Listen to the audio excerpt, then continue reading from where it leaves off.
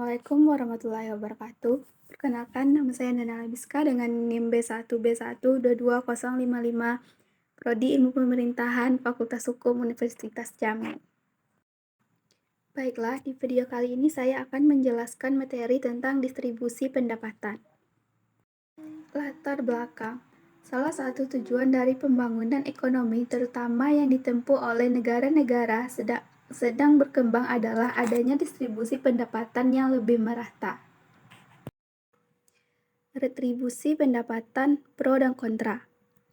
Yang pertama yaitu seperti yang diusulkan oleh Adam Smith bahwa pemerintah perlu campur tangan dalam bidang keadilan, karena distribusi penghasilan yang lebih merata itu sangat diperlukan dan dipandang baik atas dasar keadilan.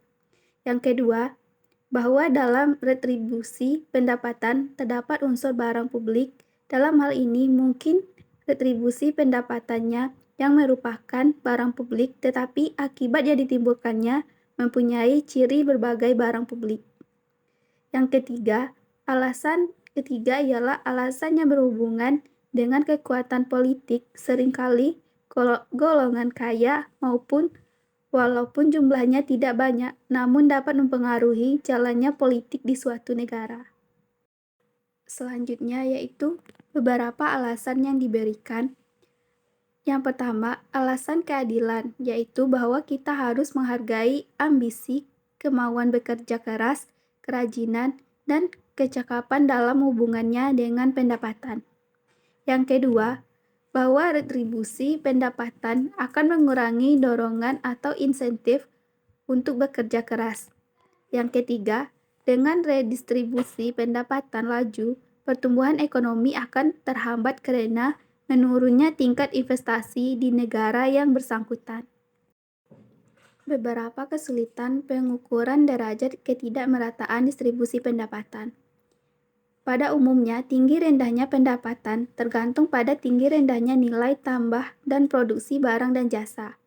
Perbedaan pendapatan dalam arti uang ini tidak mencerminkan perbedaan pendapatan dalam arti real. Demikian pula ada masalah dalam mengukur distribusi pendapatan, karena umumnya pengukuran itu didasarkan atas perhitungan pendapatan dalam waktu tertentu, 1 tahun, dan tidak melihat pendapatan selama hidup seseorang. Beberapa teknik redistribusi pendapatan. Yang pertama, transfer tunai. Pajak pendapatan negatif dalam transfer tunai ini ada beberapa macam pendekatan guna mendistribusikan pendapatan, antara lain yang disebut dengan pembayaran transfer atau negative income tax, atau disebut juga dengan pendapatan tahunan yang dijamin. Yang kedua, demograf.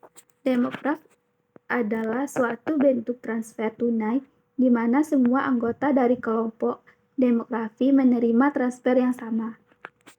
Yang ketiga, subsidi upah. Bentuk lain dari transfer tunai ialah melalui insentif kerja dengan subsidi tingkat upah. Subsidi upah memberikan transfer pendapatan dengan cara meningkatkan tingkat upah neto yang diterima pekerja. Yang terakhir, program kesempatan kerja. Seperti yang diketahui, bahwa dalam masyarakat ada kelompok yang sangat memerlukan bantuan, yaitu mereka yang tidak dapat bekerja dan mereka yang dapat bekerja, tetapi tidak memperoleh pendapatan yang cukup. Pengaruh redistribusi pendapatan terhadap keinginan untuk bekerja, biaya sosial, dan pembinaan pajak. A. Negative Income Tax atau NIT. Pengaruh NIT terhadap keinginan untuk NIT mempengaruhi insentif kerja melalui dua cara, yaitu income event dan subsistence event. Pengaruh NIT terhadap welfare cost. NIT mengakibatkan penyimpangan pada tingkat upah di pasar dari upah neto, sehingga akan mengakibatkan adanya welfare NIT mengakibatkan tingkat upah neto menjadi rendah dan hal ini akan mempengaruhi jam kerja. Pengaruh NIT terhadap tax incidence. NIT cenderung mendorong pengusaha untuk mengurangi tingkat upah yang biaya kenyataannya NIT akan menyebabkan para penerima transfer mengurangi penawaran jam kerja mereka, sekalipun upah di pasar tidak berubah. B. Demokrat. Demokrat adalah bentuk transfer di mana semua anggota kelompok demografi atau semua warga negara akan menerima jumlah transfer yang sama. Yang C. Wage rate subsidies. WRS. Subsidi tingkat upah adalah transfer yang dilakukan oleh pemerintah dengan jalan menaikkan tingkat upah neto tenaga kerja. Yang pertama yaitu pengaruh WRS terhadap insentif kerja. Yang kedua, pengaruh WRS terhadap welfare cost. Dan yang terakhir, Public Employment Program, PEP. Yang pertama, pengaruh PEP terhadap insentif kerja. Program ini memberikan dorongan yang kuat untuk mengurangi jam kerja. Apabila program tersebut dimanfaatkan oleh suatu keluarga di mana salah seorang anggota tetap bekerja atau yang lain tidak, sehingga jumlah penghasilan menjadi di bawah garis kemiskinan. Yang kedua, pengaruh PEP terhadap welfare cost. Dengan adanya program PEP, maka banyak tenaga kerja terdorong untuk bekerja di sektor publik.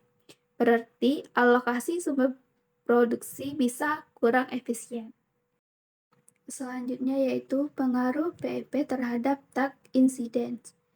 Ilmu ekonomi tidak dapat sepenuhnya menjawab persoalan pengaruh PEP terhadap tax incidence. Golongan kaya tidak mau memberikan bantuan yang melampaui batas kesediaannya kepada golongan miskin. Tetapi, batas secara ekonomi yang paling penting dari retribusi pendapatan adalah pengaruhnya terhadap insentif kerja. Redistribusi pendapatan cenderung mengurangi insentif kerja dan dengan demikian akan mengurangi pendapatan total yang tersedia untuk dibagikan dalam masyarakat. Pengaruh WRS terhadap tax incidence. WRS tidak memusatkan perhatiannya kepada golongan miskin.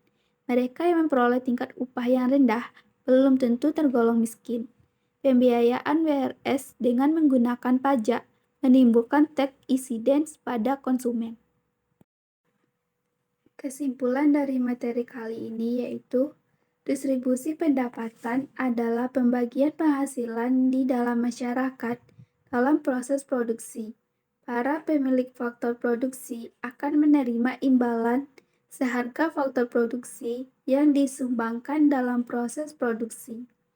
Proses distribusi pendapatan ini akan terjadi siklus perputaran konsumen yang harus membayar harga barang. Itulah yang dapat saya jelaskan mengenai materi kali ini.